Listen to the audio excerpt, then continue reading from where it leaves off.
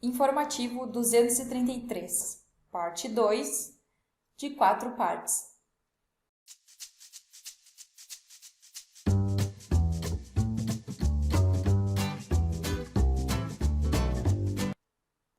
Turmas. Litigância de má-fé, utilização indevida da ação civil pública pelo sindicato. Contribuições sindicais, não configurada a pretensão contra texto expresso de lei. O Tribunal ACO confirmou a sentença pela qual o sindicato foi condenado ao pagamento de multas por litigância de má-fé, por entender que formulou pretensão contra texto expresso de lei por via manifestamente inadequada, referindo-se ao recolhimento das contribuições sindicais por meio da ação civil pública. O artigo 793-B, inciso 1º da CLT, redação considerada pela Lei 13.467 de 2017, possui redação idêntica à do artigo 80, inciso 1º do CPC, in verbis. Considera-se litigante de má-fé aquele que, inciso 1º, deduzir pretensão ou defesa contra texto expresso de lei ou fato incontroverso. Entretanto, a utilização de via processual inadequada para viabilizar a pretendida contribuição sindical, por si só, não configura má-fé, mas mero exercício do direito de ação. A adoção indevida da ação civil pública não configura pretensão contra texto expresso de lei, não estando inserida nos citados dispositivos. Por outro lado, cabe destacar que, quando ajuizada a ação sub judice, em 6/4 de 2018, o STF ainda não havia decidido ações em controle concentrado de constitucionalidade acerca das alterações promovidas pela Lei 13.467 de 2017, exigência de autorização prévia do empregado para desconto de contribuição sindical, o que somente ocorreu em 29/6 de 2018, declaração de constitucionalidade. Neste contexto, o sindicato, ao pleitear contribuições sindicais, não formulou pretensão contra texto expresso de lei, não podendo ser considerado litigante de má-fé. Recurso de revista conhecido e provido. Gente, o link está aqui, vamos para o próximo. Recurso de revista da parte reclamante, Lei 13.015 de 2014, Instrução Normativa 40, jornada excessiva, dano existencial, ausência de provas. O Tribunal Regional, após a análise do conjunto fático-probatório, concluiu que o reclamante não logrou comprovar que sua jornada de trabalho tenha lhe causado prejuízo de ordem moral. A subseção 1, especializada em dissídios individuais, SBDI 1, do TST, em sessão realizada em 29 de outubro de 2020, no julgamento do ERR 402.61.2014.5.15.0030, firmou o entendimento de que o cumprimento de jornada extenuante pela prestação de horas extras habituais por si só não resulta em dano existencial, sendo imprescindível a demonstração efetiva do prejuízo ao convívio familiar e social. Segundo o ministro Vieira de Mello Filho, relator do processo, não se pode admitir que, diante da comprovação da prestação de horas extraordinárias, se extrai automaticamente a conclusão de que as relações sociais do trabalho foram rompidas ou que seu projeto de vida foi suprimido do seu horizonte. Na hipótese dos autos, não consta da decisão regional nenhuma prova de efetivo prejuízo decorrente da prestação das horas extras, nem impedimentos de a reclamante participar do convívio social, ou se ocorreram mudanças em seus projetos pessoais. Assim, nos termos da jurisprudência desta Corte, não há falar em dano moral, não tendo a reclamante se desvencilhado do ônus probatório que lhe competia quanto a fato constitutivo do seu direito, prova do efetivo prejuízo decorrente da imposição de jornada excessiva.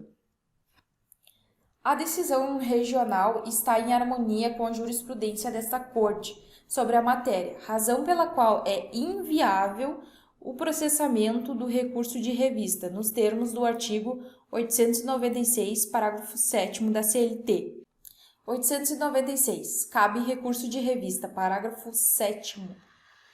A divergência apta a ensejar o recurso de revista deve ser atual, não se considerando como tal a ultrapassada por súmula do TST ou do STF, ou superada por iterativa e notória jurisprudência do Tribunal do Trabalho, ou a súmula 333 do TST. Súmula 333 do TST. Recurso de revista. Conhecimento. Não ensejam recurso de revista decisões superadas por iterativa, notória e atual jurisprudência do TST. Pessoal, o link está aqui. Vamos para o próximo item.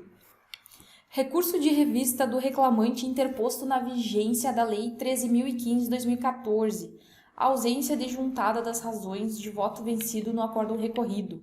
Artigo 941, parágrafo 3º do CPC de 2015. Demonstração de prejuízo, nulidade. Trata-se de decisão regional publicada na vigência do Código de Processo Civil de 2015, que, entre outras inovações, tornou necessária a declaração de voto vencido, bem como sua consideração como parte integrante do acórdão para todos os fins legais, inclusive para efeito de pré-questionamento nos termos do artigo 941, parágrafo 3º do referido diploma processual. 941 do CPC. Proferidos os votos, o presidente anunciará o resultado do julgamento, designando para redigir o acórdão o relator, ou se vencido este, o autor do primeiro voto vencedor. Parágrafo 3º.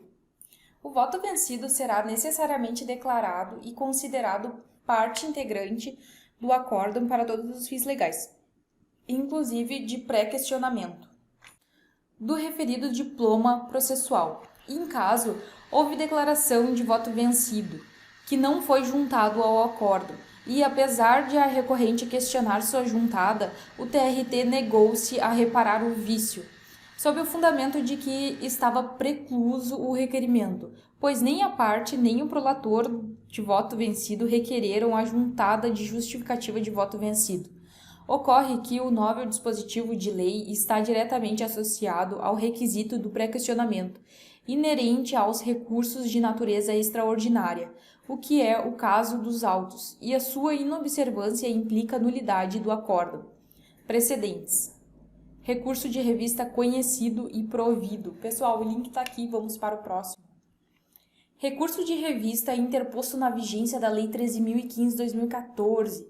Ação civil pública. Administração pública indireta, plano de cargos e salários, provimento derivado, ausência de concurso público, invalidade, princípios da segurança jurídica e boa-fé processual, decisão do STF, hipótese em que o tribunal de origem manteve a sentença a qual reconheceu a inconstitucionalidade e nulidade do PCS de 2006 da CESAM, atribuídos efeitos ex nunc à decisão, em razão dos princípios da estabilidade econômica e da boa-fé dos empregados e da teoria do fato consumado. O STF, no julgamento do mandado de segurança 21.322-0, firmou o entendimento de que as empresas públicas e as sociedades de economia mista estão sujeitas à regra do concurso público, previsto no artigo 37, inciso 2º da Constituição Federal. Artigo 37. A administração pública direta e indireta de qualquer dos poderes da União, dos Estados, do Distrito Federal e dos municípios obedecerá aos princípios de legalidade, impessoalidade, moralidade, publicidade e eficiência e também ao seguinte.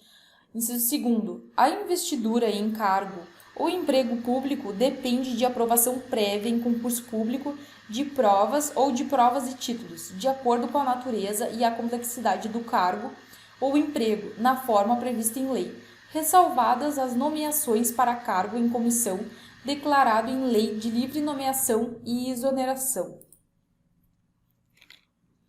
Entretanto, o próprio STF, em razão dos princípios da segurança jurídica e da boa-fé, passou a mitigar a aplicação do artigo 37, inciso 2º da Constituição Federal, nas hipóteses em que, constatado que a admissão ou a ascensão funcional, ainda que efetivada sem prévia aprovação em concurso público, tenha se verificado entre a promulgação da Constituição Federal e 23 de 4 de 1993. Concluiu o STF que, no citado período, era controvertida a aplicação da regra do concurso público às empresas públicas e à sociedade de economia mista. Na hipótese dos autos, é incontroverso que a empresa ré, através de seus PCCS, estabelecia formas de provimento derivado, com inobservância da regra do concurso público. Tal situação foi convalidada até a aprovação da sentença, estando em desacordo com a jurisprudência desta Corte e do STF. Precedentes: recurso de revista que se conhece e que se dá provimento. Pessoal, o link está aqui, vamos para o próximo. Recurso de revista, rito sumaríssimo, pausas para recuperação térmica, cumulação do adicional de insalubridade com o pagamento de horas extras pela supressão dos intervalos devidos. 1. O trabalho realizado além dos níveis de tolerância ao calor gera o direito não apenas ao adicional de insalubridade, nos termos da UJ 173 do TST. Vamos ler a UJ. Adicional de insalubridade, atividade a céu aberto, exposição ao sol e ao calor. 1. Ausente a previsão legal, indevido o adicional de insalubridade ao trabalhador em atividade a céu aberto, por sujeição à radiação solar.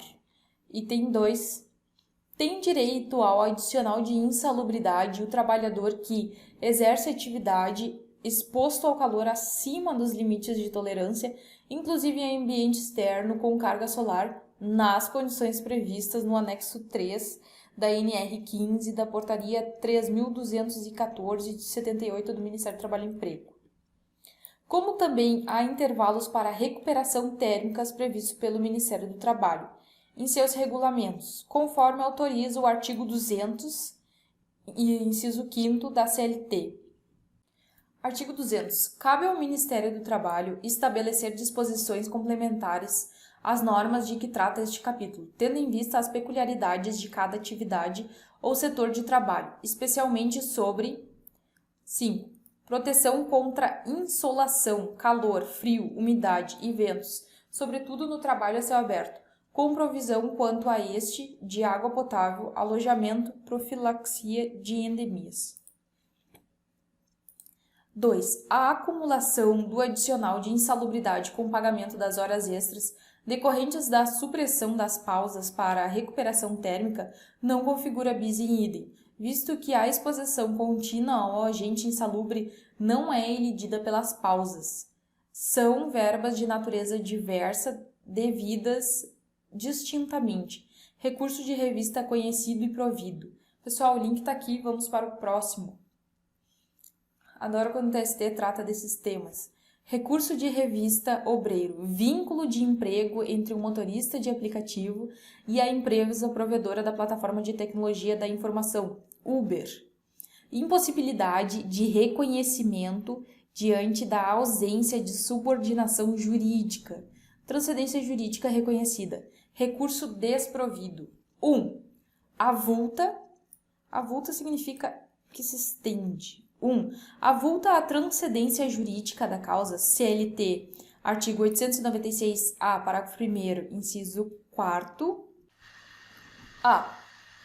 Artigo 896-A.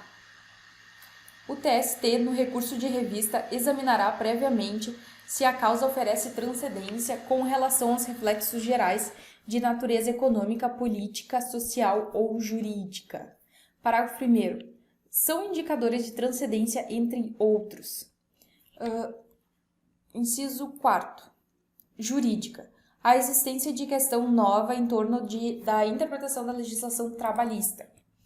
Na medida em que o pleito de reconhecimento do vínculo de emprego envolvendo os recentes modelos de contratação firmado entre motoristas de aplicativos e empresas provedoras de plataformas de tecnologia por eles utilizados ainda é nova no âmbito desta Corte, demandando a interpretação da legislação trabalhista em torno da questão. 2.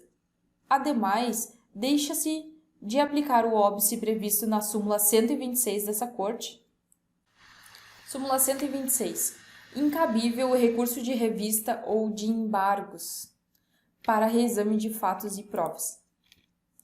Uma vez que os atuais modelos de contratação firmados entre as empresas detentoras da plataforma de tecnologia Uber e os motoristas que delas se utilizam são de conhecimento público e notório, artigo 374, inciso 1º do CPC.